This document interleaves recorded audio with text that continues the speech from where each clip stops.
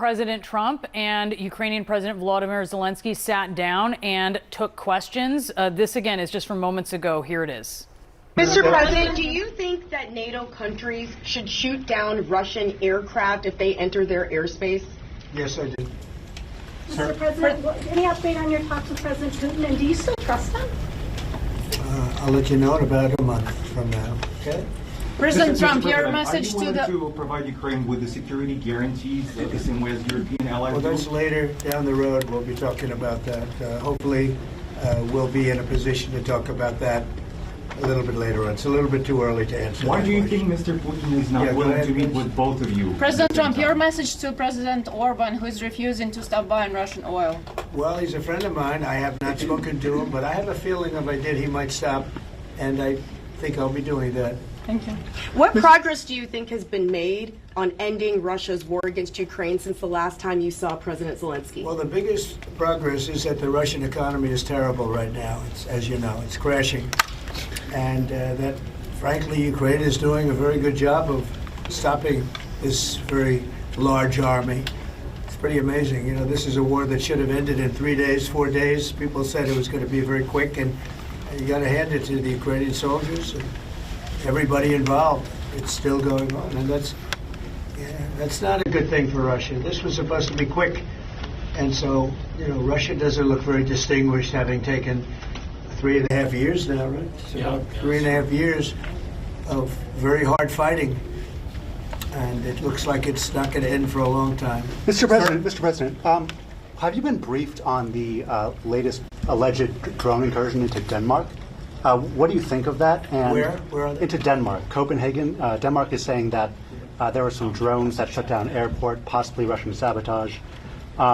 What's your response to that? Will the U.S. have a material Well, I response have to that? no response until I find out exactly what happened. I know about it, but they don't know what happened.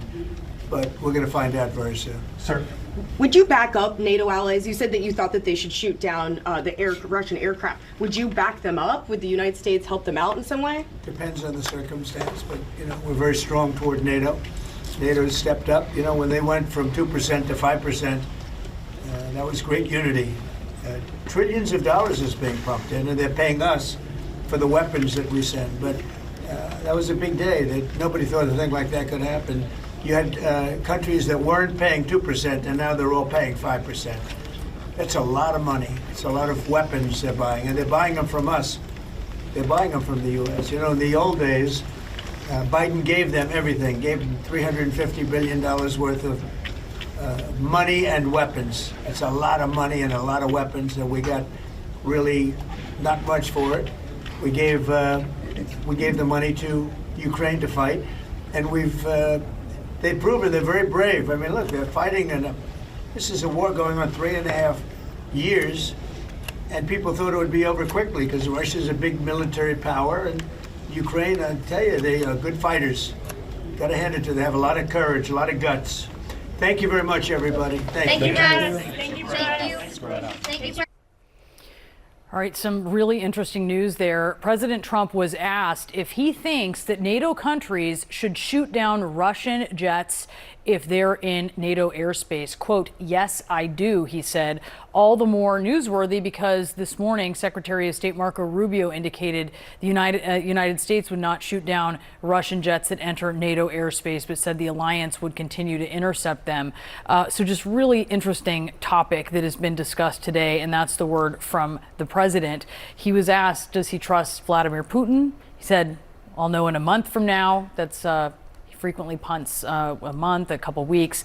And he was asked if he would pressure Viktor Orban to stop using Russian oil after he came down so hard on European countries for not reducing their reliance on Russian energy. Actually, a lot of them really have, but some countries in Europe that have not have close personal relationships with President Trump.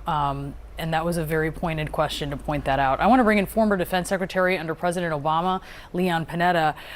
Secretary, what did you think about what you heard there, specifically about the shooting down of Russian jets, considering we've seen some of these incursions here recently?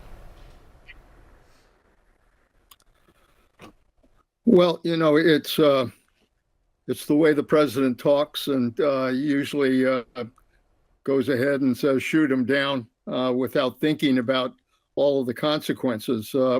I would prefer that the president would make clear to Zelensky and make clear to our NATO allies that what we really need to do is to form an air defense system over Ukraine and the other European countries that basically protects them from those kinds of incursions. I think that would be the right way to go. But obviously, at least hearing the president say what he said, the one thing I feel comfortable about is that he seems to be making clear that the United States is going to stand with Ukraine in its war against Russia. And that's an important point to make. When he was talking about, has he seen progress on ending the war? He's pointing to the Russian economy. What did you think about that? Well, the reality is the Russian economy is falling apart as a result of Russia's efforts to continue this war. Everybody knows that. And it makes a great deal of sense right now, very frankly, for the president to stand up and push for additional sanctions against Russia. This would be the appropriate time to do that because Russia is hurting with regards to its economy. The president recognizes that. To some extent, he may be bobbing and weaving in hope that the Russian economy will collapse without having to push him.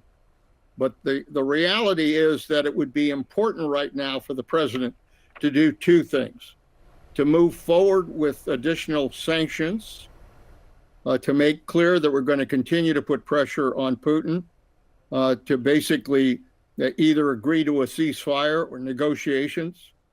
And secondly, I think it would be really important for the United States to provide the weapons necessary in order for Ukraine to be able to defend itself. We established an Iron Dome for Israel. It's effective over 90% in terms of knocking down drones and missiles. We ought to do the same thing for Ukraine right now and give them the kind of defense system that would stop these constant incursions by drones and missiles from Russia.